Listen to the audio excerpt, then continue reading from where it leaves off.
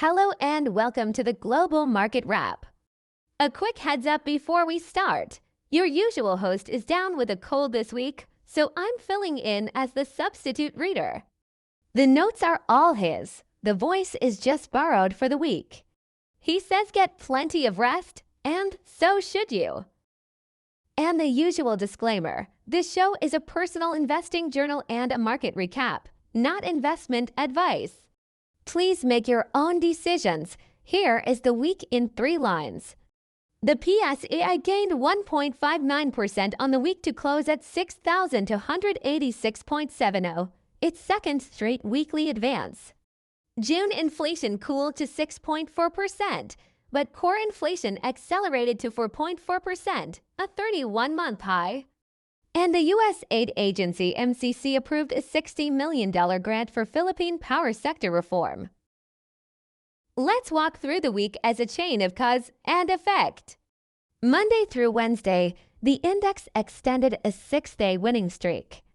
The starting point was the expectation of softer June inflation, and the data delivered. Headline CPI came in at 6.4%, down from 6.8% in May, a 3-month low.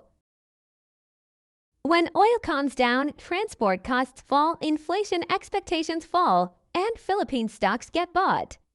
This market's DNA in one sentence: Wednesday was more fragile than it looked. Middle East tensions flared again, but heavy buying in one stock, port operator ICTSI, carried the whole market. Roughly 40% of that day's turnover was ICTSI alone, a 6-day streak, standing on one leg. Thursday brought the payback. Reports that the Gulf ceasefire had ended triggered profit-taking, and the index fell 0.83%, snapping the streak. Then on Friday, news that U.S.-Iran talks were still alive, plus the MCC grant announcement, lifted the index 1.01% to 6,286.70. Mining stocks led the rebound, and turnover swelled to over 9 billion pesos. One thing to keep in mind, headline inflation is coming down, but core inflation, excluding food and energy, actually accelerated to 4.4%. And the government just lifted the excise tax suspension on kerosene and LPG. The BSP's policy rate sits at 4.75%, and the risk of another hike has not gone away. So the working assumption should be inflation may have peaked, but rates are not coming down yet. His week's deep dive is the $60 million MCC grant. The amount itself is small next to the Philippine economy. What matters is the target, the Energy Development Governance Efficiency Project, in other words, reforming how the power sector is governed.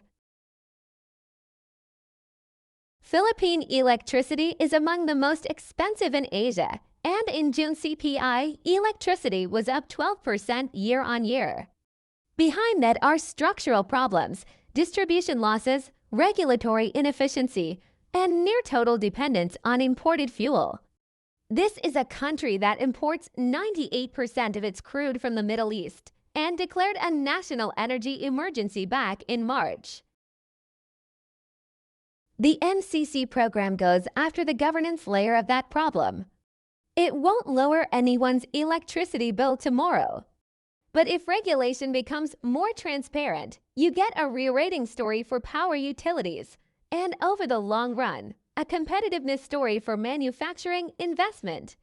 The usual host owns Morocco, the power utility, so this is a theme he'll be following quietly. The region had a big week too. Singapore's SDI rose for a 7th straight session to a record 5,469.29, up about 4% on the week.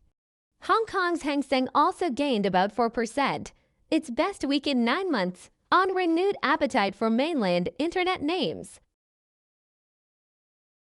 Vietnam printed a stunning 8.39% GDP growth for the second quarter, though the VN index took a breather near its highs. Indonesia, meanwhile, is still wrestling with a weak rupiah and index downgrade worries, quite a contrast across the map. Let's recap. 1. The SEI closed at 6,286.70, a second straight weekly gain. The next test is the 6,300 wall. 2. Headline inflation eased to 6.4%, but core accelerated to 4.4%. The BSP hike risk is alive. 3. The MCC $60 million is a first step toward power sector reform and a long-term theme worth watching. Before we close, a message from the usual host.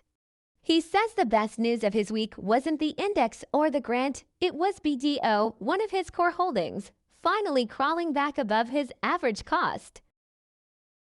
It's the tiniest of gains, but when a stock that's been underwater for months finally surfaces, you feel it. His portfolio is still lagging the index, and bank earnings season starts next week, slow and steady. That's it for this week. He'll be back behind the mic next episode. Salamat kayo, amping!